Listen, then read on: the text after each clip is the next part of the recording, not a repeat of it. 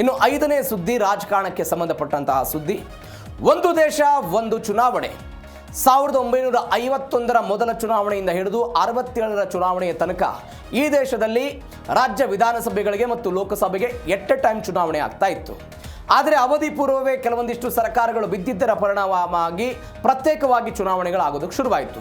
ಇದೀಗ once again ಒಂದು ದೇಶ ಒಂದು ಚುನಾವಣೆಯನ್ನು ಮರು ಜಾರಿ ಮಾಡಬೇಕು ಅಂತ ಬಿಜೆಪಿ ನೇತೃತ್ವದ ಸರ್ಕಾರ ಪ್ರಯತ್ನವನ್ನು ಮಾಡ್ತಾ ಇದೆ. ಈ ಹಿಂದೆ ಆ ಪ್ರಯತ್ನದ ಭಾಗವಾಗಿ ಅಧಿವೇಶನಕ್ಕೆ ಇದನ್ನು ತೆಗೆದುಕೊಂಡು ಬರಲಾಗಿತ್ತು. ಇದೀಗ ಕೆಲವು ದಿನಗಳ ನಂತರ ಮುಂಗಾರು ಅಧಿವೇಶನ ಶುರುವಾಗ್ತಾ ಇದೆ. ಈ ಮುಂಗಾರು ಅಧಿವೇಶನದಲ್ಲಿ ಒಂದು ದೇಶ ಒಂದು ಚುನಾವಣೆಯನ್ನು ಒನ್ಸ್ ಅಗೇನ್ ಮಂಡನೆ ಮಾಡಬೇಕನ್ನುವಂತಹ ಆಲೋಚನೆಯಲ್ಲಿ ಬಿಜೆಪಿ ಇದೆ ಅಂತೆ. ಹಾಗಾದರೆ ಆಗುತ್ತಾ ಇದು? ಏನೇನಾಗಿದೆ? ಇದಕ್ಕಾಗಿ ಒಂದು ಕಮಿಟಿಯನ್ನು ರಚನೆ ಮಾಡಲಾಗಿತ್ತು. ಆ ಕಮಿಟಿ ವರದಿ ಕೊಡಬೇಕಾಗಿದೆ. ಈ ಹಿಂದೆ ರಾಮನಾಥ್ ಕೋವಿಂದ್ ಅವರ ನೇತೃತ್ವದಲ್ಲಿ ಒಂದು ಸಮಿತಿ ಆಗಿತ್ತು. ಅವರೊಂದು 18,000 ಪುಟಗಳ ವರದಿಯನ್ನು ಕೊಟ್ಟಿದ್ದಾರೆ. ಏನೇನಾಯ್ತು ಈ ಬೆಳವಣಿಗೆ? ಡೀಟೇಲ್ಸ್ ನೋಡ್ತಾ ಹೋಗೋಣ. ನಮೋ ತಂತ್ರ, ವಿಪಕ್ಷಗಳು ಅತಂತ್ರ ಆಗಿರೋದು. ಇತ್ತೀಚೆಗೆ ಮಹಿಳಾ ಮೀಸಲಾತಿ ಮತ್ತು ಡಿಲಿಮಿಟೇಷನ್ ವಿಚಾರದಲ್ಲಿ ಬಿಜೆಪಿ ಹಿನ್ನಡೆಯನ್ನು ಸಾಧಿಸಿತ್ತು. ಯಾಕಂದರೆ 3/2 ಬಹುಮತ ಸಿಕ್ಕಿರಲಿಲ್ಲ. ಇದೀಗ ಮತ್ತೊಂದು ಪರೀಕ್ಷೆಗೆ ಹೋಗ್ತಾ ಇದ್ದಾರೆ. ಜುಲೈ 20ರಿಂದ ಮುಂಗಾರು ಅಧಿವೇಶನ ಶುರುವಾಗ್ತಾ ಇದೆ. ಮುಂಗಾರು ಅಧಿವೇಶನದಲ್ಲಿ ಒಂದು ದೇಶ ಒಂದು ಚುನಾವಣೆಯನ್ನು ಬಿಲ್ ತರಬೇಕು ಅಂತ ಹೋಗ್ತಾ ಇದ್ದಾರೆ. ನಾನು ಅವಾಗಲೇ ಹೇಳಿದೆ, 67ರ ಚುನಾವಣೆ ತನಕ ಒಂದೇ ಕಾಲಕ್ಕೆಲ್ಲ ಆಗ್ತಾ ಇತ್ತು. ಕೆಲ ರಾಜ್ಯಗಳೆಲ್ಲ ಪತನ ಆಯಿತು. ಹೀಗಾಗಿ ಬೇರೆ ಬೇರೆ ಆಯಿತು. 2023ರಲ್ಲಿ ಸೆಪ್ಟೆಂಬರ್ನಲ್ಲಿ ರಾಮನಾಥ್ ಕೋವಿಂದ್ ಅವರ ನೇತೃತ್ವದಲ್ಲಿ ಸಮಿತಿ ಮಾಡಿದರು ನರೇಂದ್ರ ಮೋದಿ ಸರ್ಕಾರದವರು. ಅವರು 2024 ಮಾರ್ಚ್ನಲ್ಲಿ ರಾಷ್ಟ್ರಪತಿ ದ್ರೌಪದಿ ಮುರ್ಮು ಅವರಿಗೆ ಒಂದು ವರದಿ ಕೊಟ್ಟಿದ್ದಾರೆ. 18,626 ಪುಟ ಇದೆ. ಸಂಪುಟವು ಕೂಡ ಇದನ್ನು ಅಂಗೀಕಾರ ಮಾಡಿತು. ಇದರ ಪರಿಣಾಮವಾಗಿ 2024 ಡಿಸೆಂಬರ್ 17ರಂದು 2 ಮಸೂದೆಯನ್ನು ಮಂಡನೆ ಮಾಡಿದರು ಇದೇ ಬಿಜೆಪಿಯವರು. ಸಂವಿಧಾನದ 129ನೇ ತಿದ್ದುಪಡಿ, ಅದು ಏಕಕಾಲಕ್ಕೆ ಚುನಾವಣೆ ಆಗಬೇಕು ಅಂತ. ಮತ್ತು ಈ ಚುನಾವಣೆಗಳ ಜೊತೆಗೆ ಕೇಂದ್ರಾಡಳಿತ ಪ್ರದೇಶಗಳ ಚುನಾವಣೆಯೂ ಕೂಡ ಅದನ್ನು ವ್ಯವಸ್ಥಿತವಾಗಿ ಮಾಡಬೇಕು ಅಂತ ಮತ್ತೊಂದು ಮಸೂದೆಯನ್ನು ಮಾಡಿದರು.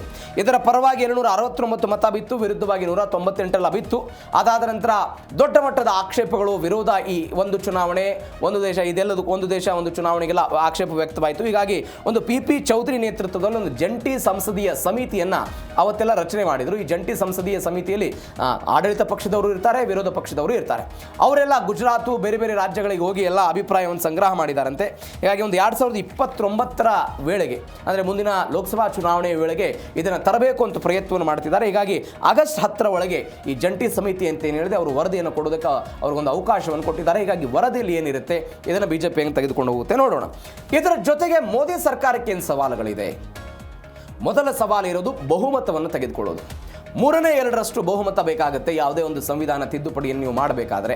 ಆ ಬಹುಮತ ಈ ಕ್ಷಣಕ್ಕೆ ಯಾರ ಬಳಿ ಇಲ್ಲ? ಪ್ರಧಾನಿ ನರೇಂದ್ರ ಮೋದಿ ಅವರ ಬಳಿ ಇಲ್ಲ. ಅಂದರೆ ಬಿಜೆಪಿ ನೇತೃತ್ವದಲ್ಲಿದೆ. ಆಗಸ್ಟ್ 10ರ ಒಳಗೆ JPC ವರದಿ ಆಧಾರದ ಮೇಲೆ ಇದೆಲ್ಲವೂ ಕೂಡ ಆಗುತ್ತೆ. ಪರಿಷ್ಕೃತ ಮಸೂದೆಯನ್ನು ಮಂಡನೆ ಮಾಡೋದಕ್ಕೆ 4 ದಿನ ಅವಕಾಶ ಇರುತ್ತೆ. ಅಂದರೆ ಅದನ್ನು ಮಾಡೋದಕ್ಕೆಲ್ಲ ಮುಂದೆ ಹೋಗ್ತಿದೆ. ಅಂದರೆ ಬೇಗನೆ ಮಂಡಿಸಿಬಿಟ್ರೆ ವಿಪಕ್ಷಗಳಿಗೆ ಹೆಚ್ಚು ಮಟ್ಟದ ಸಮಯ ಸಿಗುತ್ತೆ. ಹೀಗಾಗಿ ವ್ಯಾಪಕವಾದ ವಿರೋಧ ಆಗ್ಬೋದು ಅಂತ ಸಾರ್ವಜನಿಕರು, ಸಂವಿಧಾನ ತಜ್ಞರು, ಶಾಸಕರು, ಸಂಸದರ ಅಭಿಪ್ರಾಯ ಎಲ್ಲ ಕೇಳ್ತಿದ್ದಾರೆ. NDಗೆ ಬಹುಮತ ಇದೆ, ಆದರೂ ಒಂದು 362 ಬೇಕು ಇವರಿಗೆ. 3/2 ಅಂತ ಹೇಳಿದ್ರೆ 362, 543 ಪೈಕಿ 362 ಜನ ಇದರ ಪರವಾಗಿರಬೇಕು. ಆದರೆ NDA ಈಗ 295 ಇದೆ. TMC ಅವರಿಂದ 20 ಜನ ಸಪೋರ್ಟ್ ಮಾಡಿದರೆ 315 ಆಗುತ್ತೆ. ಅದು AAP ಅವರೊಂದು 7 ಜನ ಬಂದರೆ ಒಂದು 325 ಆಗ್ಬೋದು ಅಂತ. ಹೀಗಾಗಿ ಬೇರೆ ಬೇರೆದವರು ಇದಕ್ಕೆ ಸಪೋರ್ಟ್ ಮಾಡೋದಕ್ಕೆಲ್ಲ ಪ್ರಯತ್ನವನ್ನು ಪಟ್ಟಿದ್ದಾರೆ ಅಂತ. ಎಲ್ಲಕ್ಕಿಂತ ಹೆಚ್ಚಾಗಿ ಪ್ರಾದೇಶಿಕ ಪಕ್ಷಗಳಿಗೆ ಒಂದು ದೇಶ ಒಂದು ಚುನಾವಣೆಯಿಂದ ಹೊಡೆತ ಬೀಳುತ್ತೆ ಅಂತ ಪ್ರಾದೇಶಿಕ ಪಕ್ಷಗಳು ಇದಕ್ಕೆ ಆಕ್ಷೇಪವನ್ನು ವ್ಯಕ್ತಪಡಿಸಿರೋದು. ಹೀಗಾಗಿ ಅದು ಚಂದ್ರಬಾಬು ನಾಯ್ಡು ಆಗಿರ್ಬೋದು, ನಿತೀಶ್ ಕುಮಾರ್ ಆಗಿರ್ಬೋದು, ಬೇರೆ ಬೇರೆ ಮೈತ್ರಿ ಪಾರ್ಟಿಗಳಿದಾರಲ್ಲ ಅವರ ವಿಶ್ವಾಸವನ್ನು ಹೆಂಗೆ ತೆಗೆದುಕೊಳ್ತಾರೆ ಅನ್ನುವಂಥದ್ದು ಸದ್ಯಕ್ಕಿರುವಂತಹ ಪ್ರಶ್ನೆ. ಹೀಗಾಗಿ ಎಲ್ಲ ಸವಾಲುಗಳು ಕೂಡ ನರೇಂದ್ರ ಮೋದಿ ಅವರ ಮುಂದಿದೆ. ಮತ್ತೊಂದು ಕಡೆ ಪ್ರಧಾನಿ ನರೇಂದ್ರ ಮೋದಿ ಅವರಿಗೆ ಪವರ್ ಸಿಗ್ತಾ ಇದೆ, ಪವಾರ್ ಬಣದ ಬಲ ಸಿಗ್ತಾ ಇದೆ. ಶರದ್ ಪವಾರ್ ನೇತೃತ್ವದ NCP ಏನಿದೆ ಅವರೆಲ್ಲ ಇದಕ್ಕೆ ಬೆಂಬಲವನ್ನು ಕೊಡ್ತಾರೆ ಅಂತ ಸದ್ಯಕ್ಕೆ ಬರ್ತಾ ಇರುವಂಥ ಸುದ್ದಿಗಳಿವು. ಮಹಿಳಾ ಮೀಸಲಾತಿ ಮಸೂದೆ ಮತ್ತು ಡಿಲಿಮಿಟೇಷನ್ ಬಿಲ್ಗೆಲ್ಲ ನಮ್ಮ ಸಹಮತ ಇದೆ ಅಂತ ಸುಪ್ರಿಯಾ ಸುಳೆ ಹೇಳಿದ್ದಾರೆ ಅಂತ ಕೆಲವೊಂದಿಷ್ಟು ಷರತ್ತುಗಳನ್ನು ಹಾಕಿದ್ದಾರೆ. ಆ ಷರತ್ತುಗಳ ಒಪ್ಪಿಕೊಂಡ್ರೆ ನಾವು ಇದಕ್ಕೆಲ್ಲ ಬೆಂಬಲವನ್ನು ಕೊಡ್ತೀವಿ ಅಂತ ಒಂದು 6 ಜನ ಸಂಸದರು, ಒಂದು 8 ಜನ ಸಂಸದರಿದ್ದಾರೆ ಇವರು ಲೋಕಸಭೆಯಲ್ಲಿ. ಈ 8 ಜನ ಸಂಸದರು ಕೂಡ ಬಂದರೂ ಕೂಡ ಇವರು ಒಂದು ಸ್ವಲ್ಪ ಸಹಾಯ ಆಗುತ್ತೆ, ಅಂದರೆ 3/2 ಬಹುಮತವನ್ನು ತೆಗೆದುಕೊಳ್ಳೋದಕ್ಕೆ ಅಂತ ಇವರೊಂದು ಕೆಲವೊಂದಿಷ್ಟು ಕಂಡೀಷನ್ ಹಾಕಿದ್ದಾರೆ. ಏನು? ಯಾವುದೇ ಕಾರಣಕ್ಕೂ ದಕ್ಷಿಣ ಭಾರತದ ರಾಜ್ಯಗಳಿಗೆ ಡಿಲಿಮಿಟೇಷನ್ ವಿಚಾರದಲ್ಲಿ ಅನ್ಯಾಯ ಆಗಬಾರ್ದು. ನಾವು ಜನಸಂಖ್ಯೆಯನ್ನು ನಿಯಂತ್ರಣ ಮಾಡಿದ್ದೀವಿ ಅನ್ನುವ ಕಾರಣಕ್ಕಾಗಿ ನಮ್ಮ ಲೋಕಸಭಾ ಕ್ಷೇತ್ರಗಳು ಯಾವ ಕಾರಣಕ್ಕಾಗಿಯೂ ಕೂಡ ಅದು ಕಡಿಮೆ ಆಗಬಾರ್ದು, ಉತ್ತರ ಭಾರತದ ರಾಜ್ಯಗಳಿಗೆ ಅದು ನ್ಯಾಯವನ್ನು ಕೊಡಬಾರ್ದು ಅಥವಾ ಅವ್ರಿಗೆ ಸ್ಥಾನಗಳು ಹೆಚ್ಚಾಗಬಾರ್ದು ಅನ್ನೋದು ಒಂದು. ಎರಡನೇದು ಸುಪ್ರಿಯಾ ಸುಳೆ ಅವರು ಹೇಳ್ತಾ ಇರುವಂಥ ಬೇಡಿಕೆ ಏನು ಅಂತ ಹೇಳಿದ್ರೆ, ಎಲ್ಲ ರಾಜ್ಯಗಳಲ್ಲೂ ಕೂಡ ಅಂಕಿ ಸಂಖ್ಯೆ ಏನೇ ಇರಲಿ 50% ಲೋಕಸಭಾ ಕ್ಷೇತ್ರಗಳನ್ನು ಹೆಚ್ಚಳ ಮಾಡಬೇಕು ಅನ್ನುವಂಥ ಬೇಡಿಕೆಯನ್ನು ಸುಪ್ರಿಯಾ ಸುಳೆ ಅವರು ನರೇಂದ್ರ ಮೋದಿ ಅವರ ಮುಂದೆ ಇಟ್ಟಿದ್ದಾರೆ. ಈ ಬೇಡಿಕೆಯನ್ನು ಒಪ್ಪಿದರೆ ಮಾತ್ರ ನೀವು ನಮಗೆ ಬೆಂಬಲವನ್ನು ಕೊಡ್ತೀವಿ ಅಂತ ಹೇಳಿದ್ದಾರೆ ಅಂತ.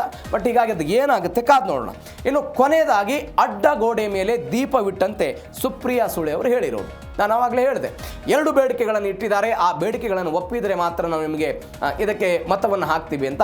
ಬಟ್ ಇವರು ಹೇಳ್ತಾ ಇದ್ದಾರೆ ಪವಾರ್ ಬಣ ಏನು ಬೆಂಬಲವನ್ನು ಕೊಡ್ತಾ ಇದೆ ಅದು ಶುದ್ಧ ಸುಳ್ಳದು, ಆ ಥರದ್ದು ಯಾವುದೂ ಇಲ್ಲ, ಯಾವುದೇ ಅಧಿಕೃತ ಹೇಳಿಕೆ ಹೊರಬಂದಿಲ್ಲ ಅಂತೆಲ್ಲ ಹೇಳಿದ್ದಾರೆ. ಸಂಸತ್ನಲ್ಲಿ ಹೊಸ ಮಸೂದೆ ಮಂಡನೆಗೆ ನಾವೇನು ಹೇಳೋದಕ್ಕೆ ಸಾಧ್ಯ ಇಲ್ಲ. ಈಗಾಗಲೇ ಮಹಿಳಾ ಮೀಸಲಾತಿ ಪೂರ್ಣ ಬಹುಮತದೊಂದಿಗೆ ಎಲ್ಲ ಅಂಗೀಕರಿಸಿದ್ದೀವಿ. ಕ್ಷೇತ್ರ ಮರುವಿಂಗಡಣೆಯಿಂದ ದಕ್ಷಿಣ ಭಾರತದ ರಾಜ್ಯಗಳಿಗೆ ಅನ್ಯಾಯ ಆಗುತ್ತೆ ಅಂತ ಅವರು ಹೇಳಿದ್ದಾರೆ. ಹೀಗಾಗಿ ಈ 1 ನೇಷನ್ 1 ಎಲೆಕ್ಷನ್ ವಿಚಾರ ಏನಾಗುತ್ತೆ, BJPಯ ಜೊತೆಗೆ ಇರುವಂತಹ ಪ್ರಾದೇಶಿಕ ಪಕ್ಷಗಳಿದ್ದನ್ನೆಲ್ಲ ಹೆಂಗೆ ನೋಡ್ತಾರೆ, ಏನಾಗುತ್ತೆ ಕಾದು ನೋಡೋಣ.